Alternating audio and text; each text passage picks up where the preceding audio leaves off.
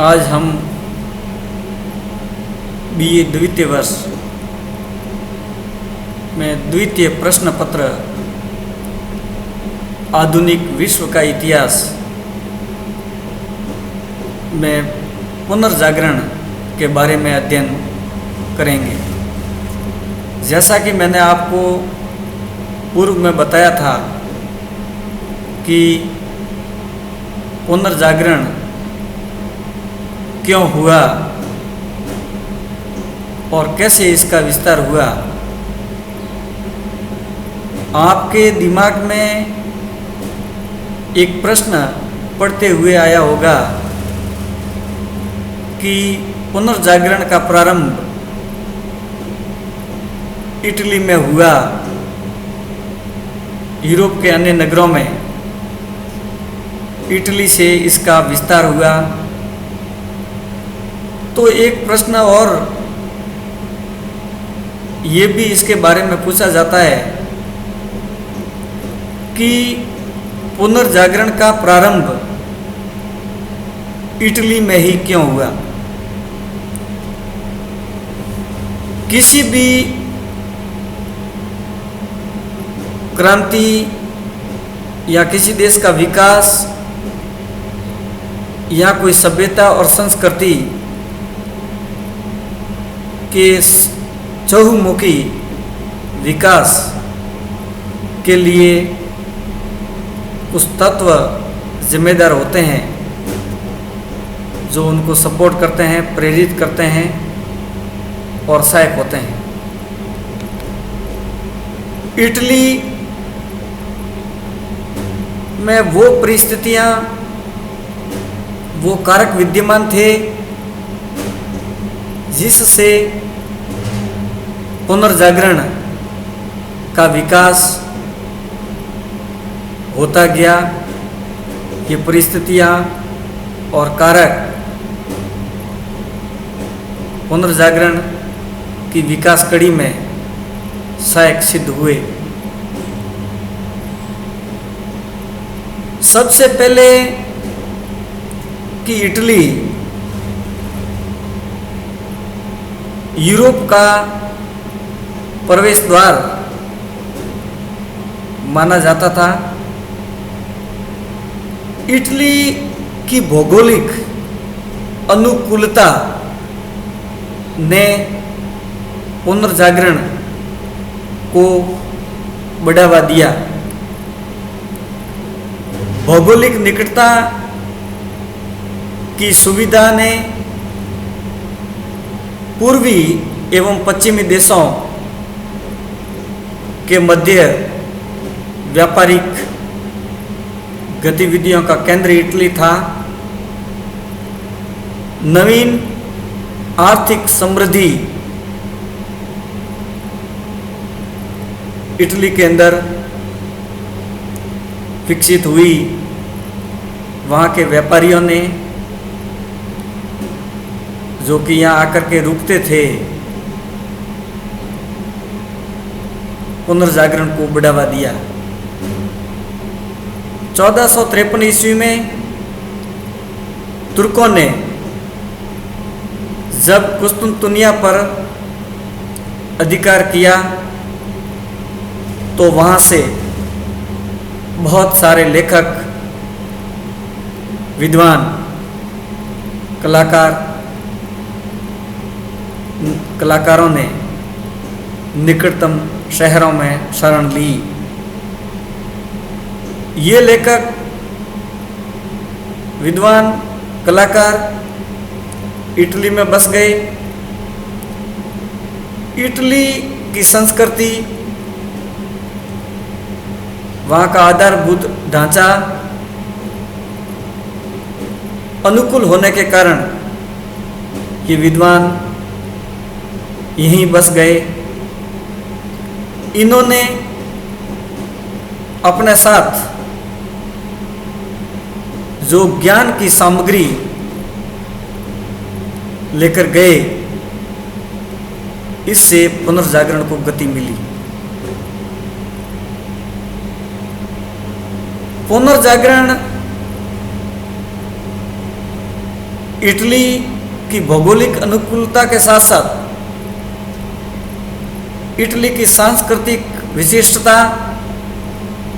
उसकी आर्थिक समृद्धि तथा सामाजिक जीवन की संरचना ने और नवीन नगरों के उदय ने पुनर्जागरण को फैलने में मुख्य कारकों की भूमिका अदा की। इटली की सांस्कृतिक विशिष्टता ने, जो कि प्राचीन रोमन साम्राज्य, रोमन संस्कृति का एक सांस्कृतिक केंद्र बिंदु रहा, ने उसकी प्रेरणा ने पुनर्जागरण के अंकुरण होने के लिए अपनी इस विशिष्ट सांस्कृतिक पृष्ठभूमि के कारण इटली की भूमि अन्य देशों की तुलना में ज़्यादा उर्वर थी, जैसा कि मेजेनिस और एप्पल ने लिखा है। इटली में प्राचीन सभ्यता का कभी भी पूर्ण विनाश नहीं हुआ। मठों में बहुत सारा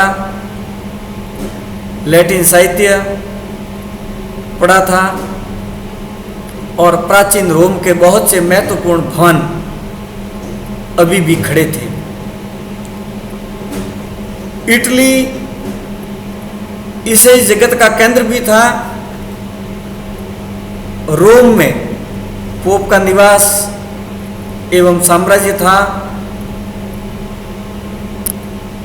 इससे कई सांस्कृतिक लाभ हुए। कुछ पोप कट्टर नहीं थे, उन्होंने साहित्य के विकास में अभिरुचि ली। पोप निकोलस पंचम, जिसका कार्यकाल 1447 से 1455 ईस्वी रहा, इसके काल में उनकी गतिविधियों ने पुनर्जागरण की आंतरिक भावना के विकास में महत्वपूर्ण योगदान दिया। इटली की आर्थिक समृद्धि पूर्वी देशों एवं यूरोप के मध्य होने वाले प्रचुर व्यापार का मध्यवर्ती केंद्र होने के कारण यहाँ पर आर्थिक संपन्नता आई, जो कि अपेक्षाकृत यूरोप के अन्य देशों की तुलना में अधिक थी। एक नवीन धनाढ्य वर्ग का उदय हुआ, जिसकी जीवन शैली अलग थी। उसने चर्च के एकाधिकार को चुनौती दी तथा इस नवीन नव धनाढ्य वर्ग ने मानववाद को बढ़ावा दिया। नवीन वर्ग ने रुचिकर साहित्य, मानववाद, तर्क, बुद्धि आदि के बल पर अपने नवीन विचारों का प्रचार किया तथा नवीन अभिजात वर्ग की भावनाओं और आकांक्षाओं का सबसे जीवंत और क्रियाशील प्रतिनिधि के तौर पर कार्य किया। व्यापारिक समृद्धि के कारण इटली में तेजी से नवीन नगरों, जिसमें फ्लोरेंस, वेनिस, मिलोन, नेपल्स आदि का उदय हुआ और ये नगर नवीन सांस्कृतिक गतिविधियों के केंद्र बने। पुनर्जागरण के युग में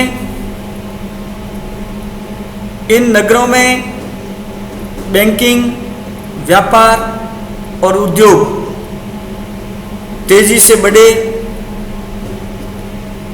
यहाँ की सामाजिक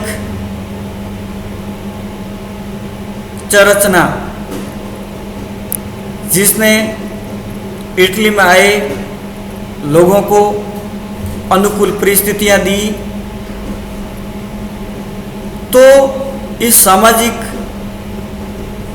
संरचना ने यहाँ की जीवन शैली, आपसी मेल मिलाप, एक सुखद वातावरण ऐसा तैयार किया जिससे पुनर्जागरण का युग इटली से प्रभावित हुआ। नेक्स्ट हम कल पुनर्जागरण काल में किन किन क्षेत्रों में प्रगति हुई के बारे में अध्ययन करेंगे।